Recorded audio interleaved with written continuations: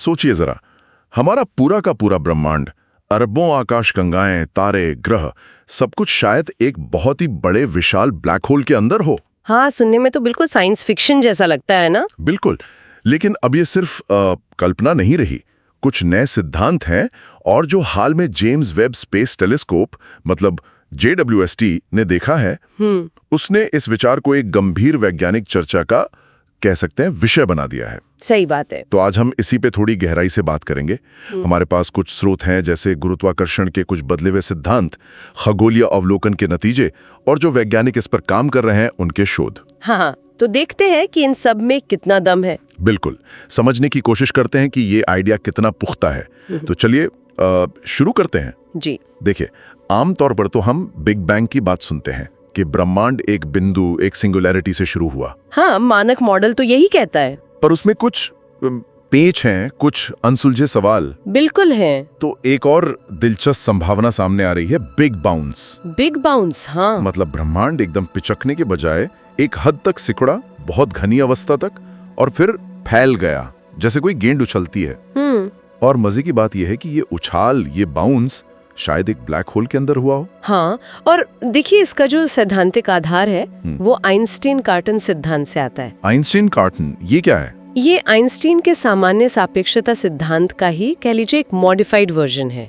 इसमें एक नई चीज आती है, space time torsion. Space time torsion मतलब अंतरिक्ष समय में मरोड़। हाँ, एक तरह का मरोड़ या एंटन समझिए। और ये पदार्थ के कणों के स्पिन, उनके घूमने के तरीके से जुड़ा होता है। अच्छा। जब पदार्थ बहुत बहुत ज्यादा दब जाता है, मतलब घनत्व बेहिसाब बढ़ जाता है, लगभग 10 की घात 45 किलोग्राम प्रति घन मीटर, जिसे कार्टन घनत्व कहते हैं। बाप रे, इतना ज्यादा? हाँ जी, बहुत ज्यादा।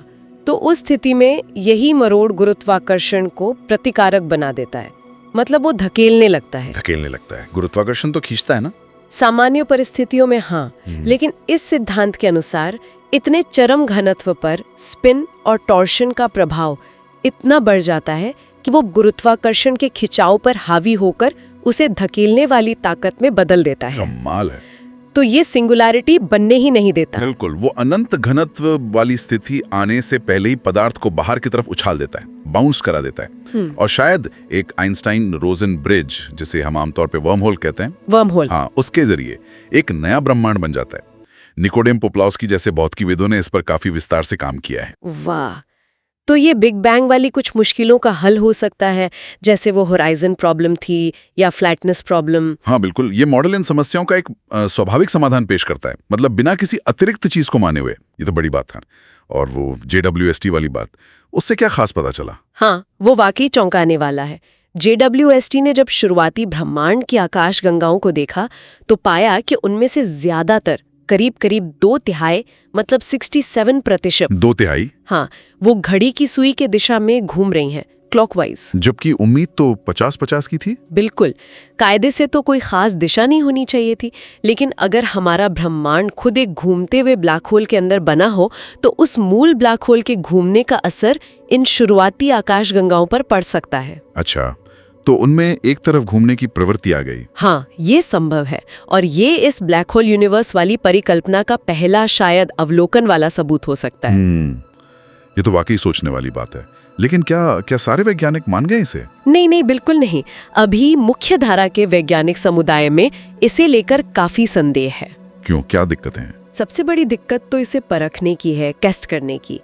ये जो टॉर्शन वाला असर है, ये सिर्फ उसी कार्टन घनत्व जैसे भयानक हालातों में ही मजबूत होता है। और वैसा हाल हम लैब में तो बना नहीं सकते। बिल्कुल नहीं। तो आलोचक जैसे पॉल सटर हैं, वो कहते हैं कि भाई इतने असाधारण दावे के लिए उतने ही असाधारण सबूत भी चाहिए। सही बात है। और ये भी जरूरी है कि ये नया सिद्धांत उन चीजों की भी व्याख्या करे जिन्हें हमारा मौजूदा बिग बैंग मॉडल बहुत अच्छे से समझाता है, जैसे वो कॉस्मिक माइक्रोवेव बैकग्राउंड यानी CMB। हाँ, वो ब्रह्मांड की पहली रोशनी। जी, तो नए मॉडल को उसके साथ भी तालमेल बिठाना होगा।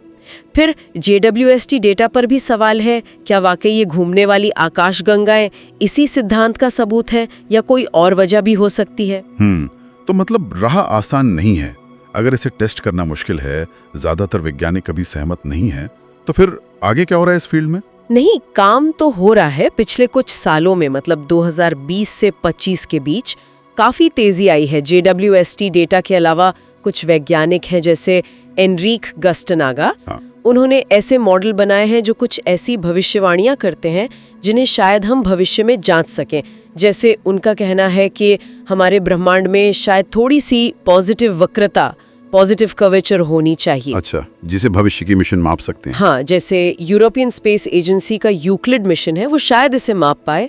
फिर सुपर कंप्यूटर पर सिमुलेशन भी चल रहे हैं, जैसे फुगाकू। हाँ, फुगाकू जैसे शक्तिशाली कंप्यूटर पर, ये समझने के लिए कि ब्लैक होल के अंदर असल में होता क्या है, पदार्थ कैसे व्यवहार करता है, और भविष्य में गुरुत्वाकर्षण तरंगों को पकड़ने वाले मिशन जैसे लीसा, हाँ। वो शायद इस पहेली को सुलझाने में निर्णायक भूमिका निभा सकते हैं। तो कुल मिलाकर अगर हम देखें तो ये विचार कि हमारा ब्रह्मांड एक ब्लैक होल के अंदर है, ये अब सिर्फ दिमागी कसरत नहीं है। सही। गणित के हिसाब से ये संभव लगता है, कुछ पुरानी बड़ी पहेलियों को शायद सुलझा सकता है, और हाँ, कुछ शुरुआती अवलोकन वाले संकेत भी मिले हैं, भले ही वो अभी पुख्ता ना हो। बिल्कुल, लेकिन इसे एक स्थापित सिद्धांत बनने के लिए अभी बहुत मजबूत सबूतों की जरूरत पड़ेगी। अभी लंबा रास्ता तय करना है। सही। और आखिर में एक सवाल छोड़ जाते हैं सोचने के लिए।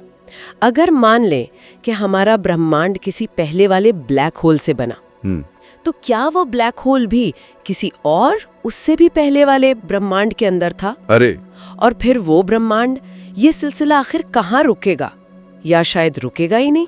ये तो दिमाग घुमा देने वाला सवाल है। हाँ, ये सवाल हमें ब्रह्मांड की प्रकृति और हमारी अपनी समझ की हदों के बारे में बहुत गहरे में सोचने पर मजबूर करता है।